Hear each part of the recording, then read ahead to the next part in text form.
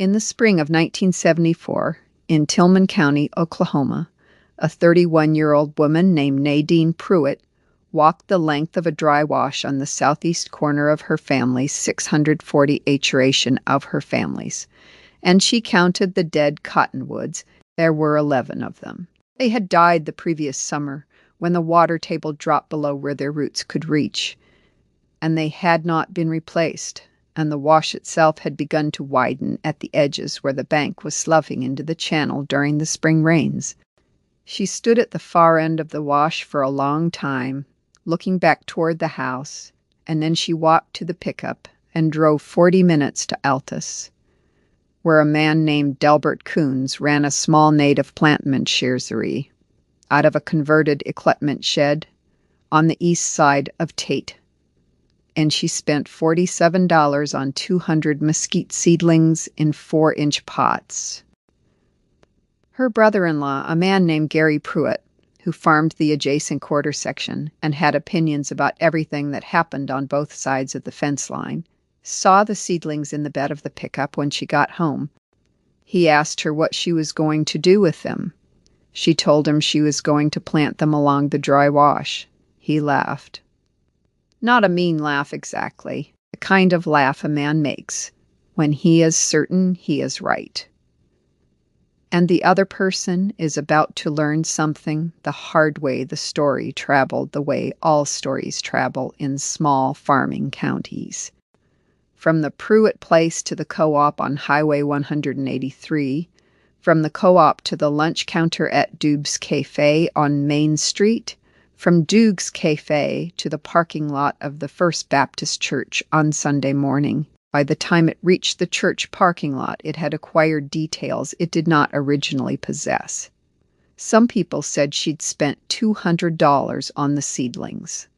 Some people said she'd torn out a section of wheat ground to plant them. Some people said she'd gotten the idea from a magazine. The part they all agreed on was the mesquite. A weed tree, they called it. A brush problem that ranchers in the southern plains spent good money every year trying to kill with aerial herbicide and root plows. Something you cleared, not something you planted. The idea of a woman deliberately setting mesquite seedlings along a dry wash in Tillman County, Oklahoma, in the spring of 1974 struck the county as either a joke or a sign of something wrong with her thinking. They were wrong about the thinking. They were going to be wrong about the mesquite, but it would take 15 years to prove it, and Nadine Pruitt was a patient woman. Let me tell you about Nadine Pruitt, because what she did with that dry wash only makes sense if you understand who she was and who taught her to look at land. The way she looked at it, Nadine fakes 140 acres she would eventually farm alone. Her father, a man named Cleo Yancey, had come to Tillman County from a failed dryland operation in Kay County, New Mexico, in 1931, which meant he had seen the Dust Bowl arrive from the direction it came from and understood it as a failure of land management the direction it came from. Cleo Yancey was not a formally educated man. He had finished the 8th grade in a one-room school outside Tucumcari and had educated himself afterward through the Soil Conservation Service bulletins that arrived in the mail, through conversations with the county extension agent, a man named Howard Platt, who drove a green government truck and knew more about grassroots depth than most university professors, and through his own observation of what happened to land that was broken wrong. Cleo Yancey's farm was not the prettiest operation in Tillman County. He left grass waterways where other men plowed to the fence. He kept a rotation that sacrificed yield in good years to protect the soil in bad ones. He planted shelter belts of native trees along the north and west edges of every field he owned, not because the government cost-share program paid him to, though it did, but because he had watched topsoil from his neighbor's fields blow across the road in 1936, and had decided that was not going to happen to his ground. His neighbors called him conservative. They meant it as a mild insult. He took it as a compliment. Nadine was the second of 4 children and the only one who followed her father into the fields with genuine curiosity rather than obligatory labor. By the time she was 12, she was walking the property lines with Cleo on Sunday afternoons. Listening to him explain what he saw, he taught her to read a drainage pattern from the contour of a hillside. He taught her to identify grasses by their seed heads and their root depth and their tolerance for drought. He taught her that a dry wash was not a problem to be solved, but a system to be understood. That the trees along a wash were doing 3 things simultaneously: holding the bank, shading the water to slow evaporation, and providing cover and mast for wildlife that kept the surrounding land in balance. He taught her all of this in plain language, walking, pointing, sometimes kneeling to pull a handful of soil and smell it. He died in the spring of 1968, a coronary in the field, which was the way he would have chosen if anyone had asked him. Nadine was 25 years older. Her 2 brothers had already left the county, one to Tulsa and one to Wichita, and her younger sister had married a man from Lawton and moved south. Nadine had stayed, not because she had no options. She had been accepted to the Oklahoma State University program in range management in 1961 and had deferred enrollment twice and then let the acceptance lapse when it became clear that her father needed help and that none of her siblings were going to provide it. She had stayed and she had learned, and when Cleo died, she inherited a paid-for farm, a savings account with $14,200 in it, a set of tools in a shop behind the house that included a post-hole digger, a transit level, a soil auger, and a hand-drawn drainage map of Epuyo. She also inherited the dry wash. The wash ran for roughly 3/4 of a mile along the southeast corner of the property, draining a low basin that collected runoff from about 400 acres of mixed wheat and native grass. It had been a healthy system when Nadine was a child. The cottonwoods along its banks had been tall enough to cast real shade, and there had been hackberry and salt cedar mixed in along the lower reaches.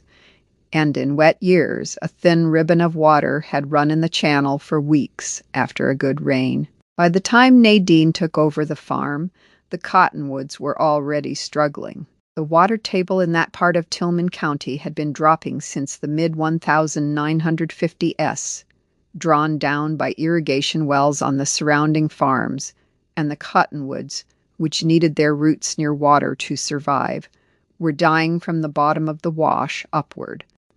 By the summer of 1973, the last 3 were gone. Without the trees, the bank began to fail. The spring rains that had previously been absorbed and slowed by root systems now ran fast and hard down the bare channel, cutting the banks wider and deeper and carrying topsoil off the adjacent fields. Nadine watched this for 1 full season before she drove to Alta's and bought the seedlings. Now the mesquite. When Nadine Pruitt looked at those 200 seedlings in 4-inch pots, she did not see what Gary saw, and she did not see what the county saw. She saw what her father had taught her to see. Mesquite is not a weed tree in the way that term is commonly used. It is a legume, which means its root system fixes atmospheric nitrogen into the soil, improving fertility in the immediate area around the plant. Its taproot is aggressive and deep, capable of reaching water at depths that would kill most other species, which means it survives drought conditions that eliminate cottonwood, hackberry, and nearly everything else a person might plant along a dry wash in southwestern Oklahoma. Its canopy is light and feathery, not dense enough to shade out the native grasses beneath it, which means it coexists with the surrounding range rather than competing with it. Its pods are high in protein and sugar and are eaten by cattle, deer, quail, and a dozen other species, which means it functions as a mast tree in a landscape that has very few of them. And its root system, once established, is nearly impossible to kill, which means it holds a bank against erosion with a grip that no annual planting program can match. He had read it in a Soil Conservation Service bulletin from 1952 and had spent 20 years watching it confirmed on the land around him. He had not planted mesquite himself because the wash had been healthy when he was farming it, but he had told Nadine that if the cottonwoods ever failed, mesquite was what you put in their place, not cedar, which would take over, not salt cedar, which was already a problem in the lower drainages, mesquite, deep-rooted, drought-tolerant, nitrogen-seeking, bank-holding mesquite. That's why nobody understood the purchase. They were watching a woman executing a land management plan that her father had laid out for her 20 years before she needed it. She planted the seedlings herself over 3 weekends in April and May of 1974, spacing them roughly 12 feet apart along both banks of the wash for the full 3/4 mile length. She used a soil auger to set each one 18 inches deep, back-filled with native soil, and watered each plant from a 300-gallon tank in the bed of the pickup. The total cost, including the seedlings, the soil auger bit she replaced, and the fuel, was $61. Gary watched from the fence line on the second weekend. Let me tell you about the next 15 years, because this is where the story stops being about mesquite and starts being about something else entirely. Nadine Pruitt farmed the 640 acres through the late 1972 with the same conservative approach her father had used. She kept the grass waterways. She maintained the rotation.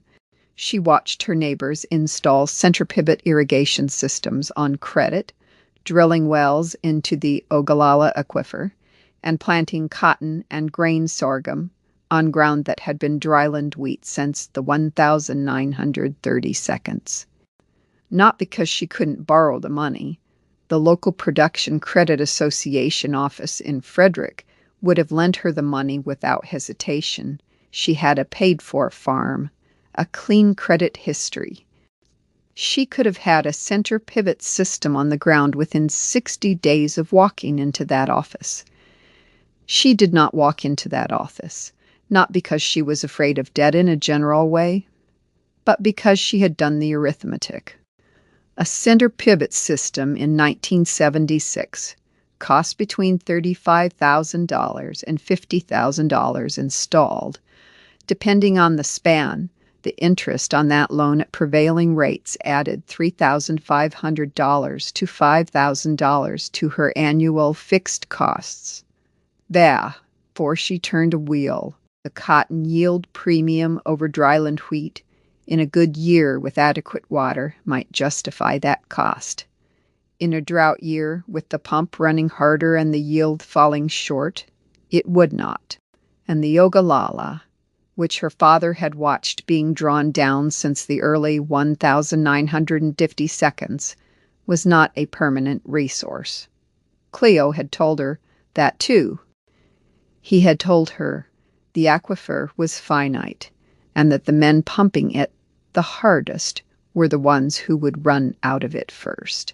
So Nadine kept her dryland operation and watched her neighbors install their pivots, and she put the money she was not spending on debt service into a savings account at the First National Bank of Frederick, and she drove to Altus twice a year to walk the dry wash. The mesquite did not look like much for the first 3 years. The seedlings grew slowly, as mesquite does, putting most of their energy into the taproot rather than the canopy.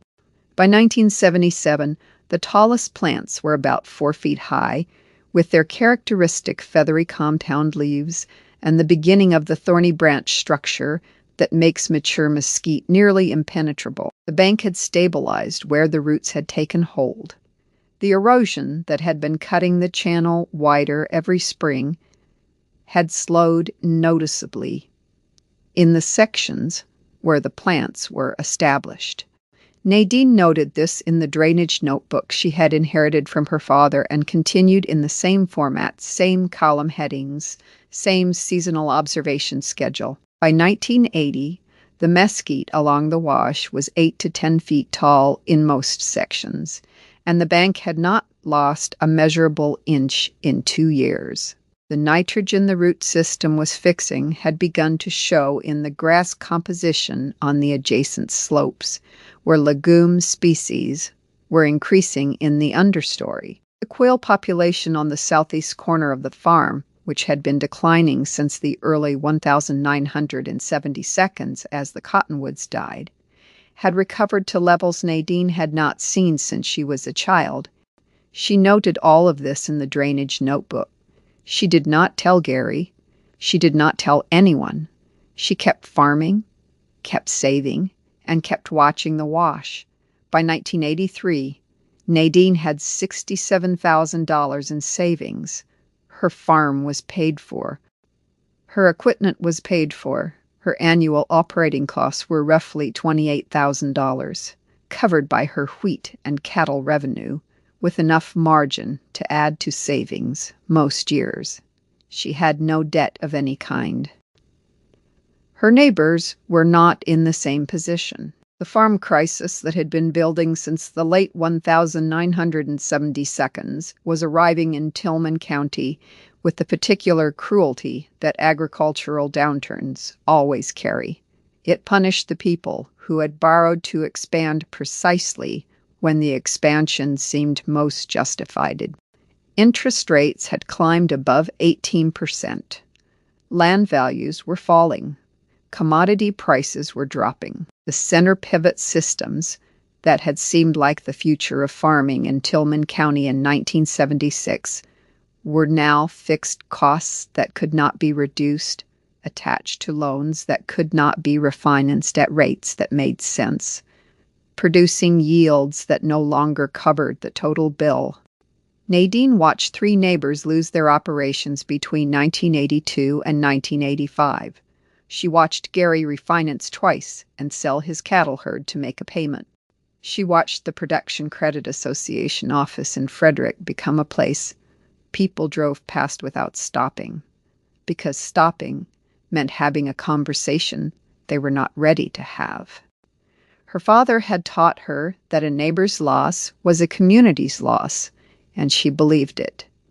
But she also understood that the losses were not random. They were the arithmetic of borrowed money, meeting a market that had moved the wrong direction, and there was nothing she could do about either variable for anyone but herself. In the summer of 1985, a farm adjacent to her southeast corner went to auction. It was 320 acres, good ground with a center pivot system that the bank had already claimed as collateral. The land sold for $380 an acre. Nadine did not bid. She had $71,000 in savings, and the land would have cost her $121,600, and she would have needed to borrow the difference. She watched the auction from the road and drove home. If you have ever watched a community underestimate someone for 15 years and then watch that community go quiet all at once, stick with me, because that is exactly what happened in Tillman County in the summer of 1989, and the dry wash is the reason it happened the way it did. Let me tell you about the 1989 drought, because in southwestern Oklahoma, it was not a drought in the way that word gets used casually. It was a failure, a systemic, compounding months-long failure of the precipitation pattern that the entire agricultural economy of the region had been built around rainfall in Tillman County from January through August of 1989 was 4.2 inches. The 30-year average was 18.7 inches. Wheat yields across the county averaged 6 bushels per acre in the fields that produced anything at all. A significant portion of the planted acreage was abandoned before harvest. Cattle operations that depended on native grass pasture watched their forage disappear by June and began selling cows they could not feed into a market that was already depressed by everyone else doing the same thing simultaneously. The center pivot operations were in a particular kind of trouble. The Ogallala wells that had been running since the mid-1970s were drawing water from an aquifer that had been declining for 15 years, and in the drought of 1989, the pumping demand increased while the recharge rate stayed near zero. Several wells in the county dropped below usable yield by midsummer. The pivot system sat idle over fields that were burning up, and the loan payments on those systems did not stop because the wells had. Nadine Pruitt's operation in 1989 looked like this. She had no irrigation debt and no irrigation system, which meant she had no additional fixed cost to carry through the drought. Her dryland wheat had yielded 8 bushels per acre, 2 bushels above the county average, because the grass waterways and the established root systems in her fields had retained soil moisture better than the bare-worked ground on the surrounding farms. Her cattle were on the southeast pasture adjacent to the dry wash, and this is the part that the county noticed. The mesquite along the wash had been growing for 15 years. The canopy was now 12 to 15 feet high along most of the channel, and the root systems extended 30 to 40 feet laterally from the main stems, holding the bank and the adjacent soil with a grip that no drought could break. The nitrogen the root system had been fixing for 15 years had built the organic matter content of the soil in the southeast pasture to measurably higher levels than the surrounding fields, which meant the native grass in that pasture held its moisture and its green color longer into the drought than the grass anywhere else on Nadine's farm or on any adjacent property. By the end of July 1989, when the pastures on the surrounding farms were brown to the horizon, the southeast pasture along the dry wash still had grass. Not abundant grass. Not enough grass to carry a full stocking rate through a normal season, but grass green, living, rooted grass in a county where green had become a memory. Nadine's cattle were grazing it in August when her neighbors were hauling feed or selling cows. A man named Delbert Ames, who ran a 400-cow operation on the section to the north and had been one of the louder voices at Dub's Cafe in 1974 when the mesquite story was making its rounds, drove down the county road along the east edge of Nadine's property in the first week of August and stopped his truck when he saw the cattle grazing in the southeast pasture. He sat in the truck for a while. Then he got out and stood at the fence and looked at the mesquite along the wash and at the grass beneath it and at the cattle that were eating that grass in the middle of the worst drought in 30 years. He drove to Nadine's house and knocked on the door. She answered it. He said he'd been looking at her southeast pasture. She said she'd seen him stop. He said the grass was still green down there.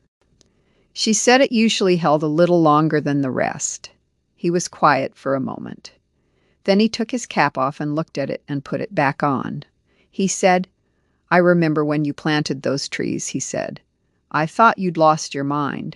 Nadine said her father had told her to plant them.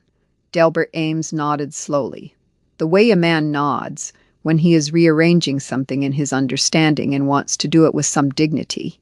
He said, "Your daddy was a smart man." He said it plainly, without qualification, the way you say something when you know it is true and you are overdue for saying it. Nadine thanked him. She offered him coffee. He said he had to get back.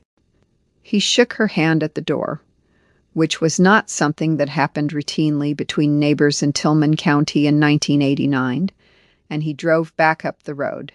The word spread differently this time.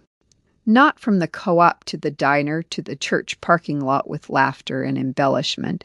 It spread the way information spreads when farmers are in trouble and someone nearby appears not to be, quietly, person to person, with specific observations. The grass is still green down along her wash. She's got mesquite along that channel, planted it in '74. Her daddy told her to. In September of 1989, a 480-acre farm on the south side of the county road that bordered Nadine's east fence line went to auction. The owner, a man named Curtis Teal, who had farmed it since 1961 and had borrowed against it twice in the 1,980 seconds, had made the decision the bank had been suggesting for 2 years. The land was good ground, heavier soil than most of the county, with a natural drainage pattern that fed into the same watershed as Nadine's dry wash. The opening Pruitt was in the crowd. She had $94,000 in savings. She had done the arithmetic in the drainage notebook the night before in the same column format her father had used at $290 an acre for 480 acres. The land would cost $139,200. She could not pay cash for all of it, but she had watched the opening bids at the last 4 county auctions, and she knew that in a drought year, with credit tight and the operating farmers in the county stretched thin, the competition for distressed land was not coming from the farmers. It was coming from the speculators, and the speculators were buying on leverage too, which meant they had a ceiling. The bidding opened at $290 and moved to $310. A Nan from Lawton dropped out at $330. The bidding moved to $340, held there with 2 bidders, and then moved to $350. At $350 an acre for 480 acres, the total was $155. The other bidder, a land company out of Oklahoma City that had been buying distressed farms across 3 counties, came back at $360. Nadine bid $365. The land company paused. $365 an acre for 480 acres was $175,200. It was above their model for that parcel they passed. The auctioneer called it once, twice, and sold it to Nadine Pruitt of Frederick Tillman County at $365 an acre. She wrote a check for $94,000 at the table and arranged the balance through a note at First National that she paid off in full within 18 months from farm revenue. The note was the first debt she had carried since she had taken over the farm in 1968. She paid it off the way her father would have wanted her to, as fast as the land would allow. They did not make a scene of any kind. What they did was go quiet, in the particular way that a group of people goes quiet when something they have believed for a long time turns out to be wrong, and they are watching the evidence of that in real time. Rearranging everything they thought they knew. Quiet. The kind of quiet that is louder than noise. Gary Pruitt was at the auction. He had sold his cattle herd 2 years earlier and was farming reduced acreage on a restructured loan. He stood near the back of the crowd and watched his sister-in-law write the check. He did not say anything to her that day.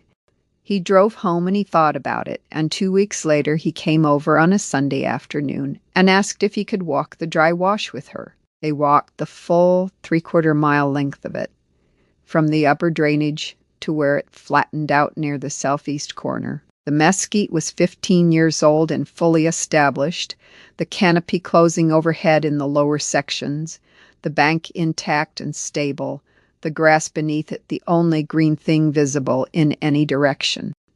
Gary walked with his hands in his pockets and looked at it for a long time without speaking. He finally said, "How long did it take them to get established?" Nadine said 3 years for the roots to hold the bank. About 7 before she could see the grass difference, he said. Your daddy knew this. She said he did. Gary was quiet again. Then he said, I should have helped you plant them. Nadine said it was all right. She said there was still ground along the North Wash on his place that could use them if he wanted to try it. He said he thought he might. Let me tell you how this ends, because the ending is the part that Cleo Yancey would have understood without a word of explanation. Nadine Pruitt farmed the combined 1120 acres. For the next 22 years, she added a silvopasture system on the newly acquired ground, integrating mesquite and native plum thickets along the drainage corridors, and rotating cattle through the improved pastures on a schedule she developed from the drainage notebook and from the soil conservation surf bulletins her father had saved, which he kept in a cardboard box in the shop and consulted the way other people consult reference books. The southeast pasture along the original wash became something that county extension agents drove out to look at on field days, not because it was dramatic or unusual in the way that dramatic and unusual things get attention, but because it worked.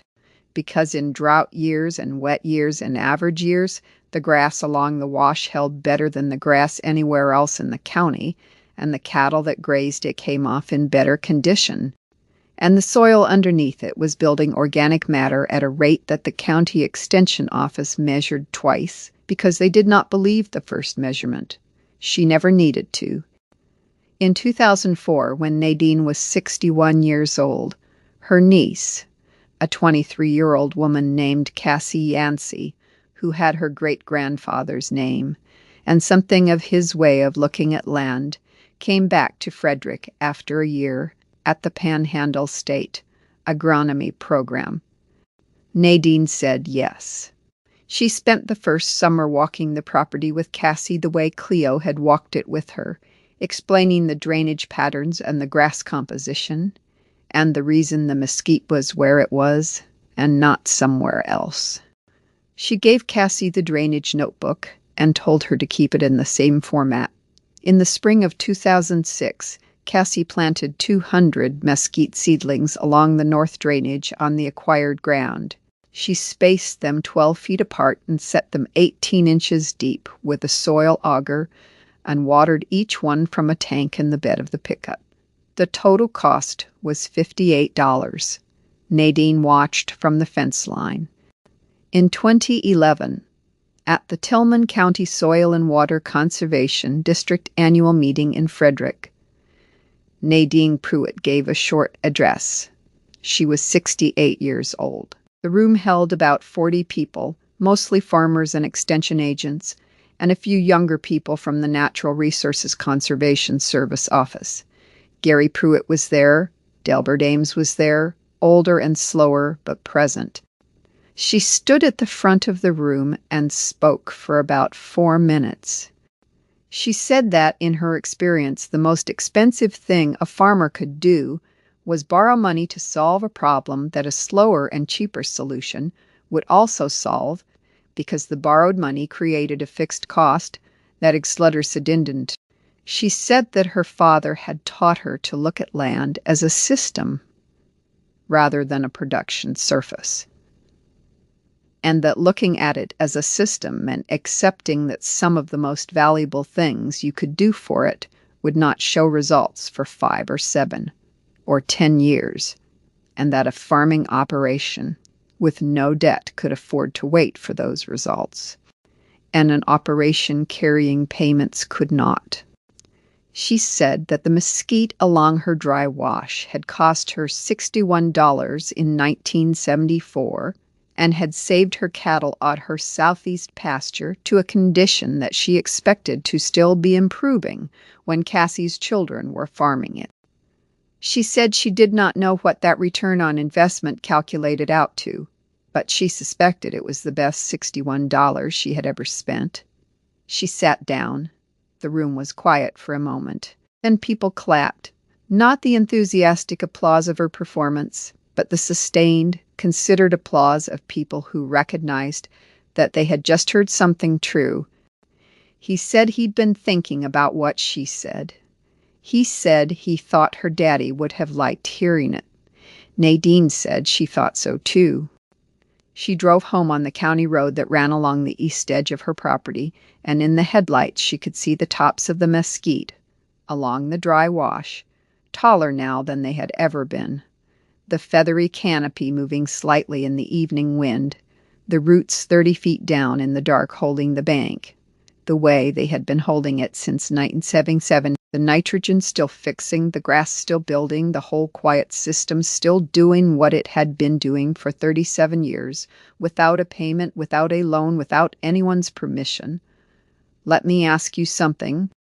What do you see when you look at a mesquite thicket along a dry wash in southwestern Oklahoma? Most people see a brush problem, a weed, something to be cleared. Cleo Yancey saw a bank anchor, a nitrogen source, a drought reserve, and a gift to a daughter who would need it in 15 years. Nadine saw the same thing because he had taught her to $61, a drainage notebook kept in the same column format for 60 years, the weed tree nobody wanted, planted by the woman nobody understood. Along the wash that proved them wrong in the worst summer in a generation.